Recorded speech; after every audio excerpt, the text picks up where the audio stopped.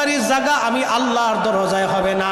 এই জন্য টাকার অহংকার করা যাবে না, ক্ষমতার অহংকার করা যাবে না, সম্পদের অহংকার করা যাবে না, জনপ্রিয়তার অহংকার করা যাবে না, এলেমের অহংকার করা যাবে না, ধনের অহংকার করা যাবে না, সন্তানের অহংকার করা যাবে না, জাগা জমির অহংকার করা যাবে না। মানব হিসেবে আমাদের কোনো অহংকার নাই, আমলের অহংকার করা যাবে না, এলেমের গৌরব করা যাবে না। আমরা মানুষ, আমাদের কোনো অহংকার নাই।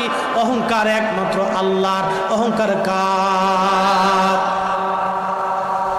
আদম সফিল্লাহ অহংকার করলো, আল্লাহর সাথে তর্ক করলো। আল্লাহ রাব্বুল আলামিন বলেন দূর হয়ে যা, বিতাড়িত হয়ে যা, আমি আল্লাহর দরজায় আর তোর কোনো জায়গা নাই। তার মানে আজাজিল যা করলো আমাদের উল্টা তাই করা লাগবে।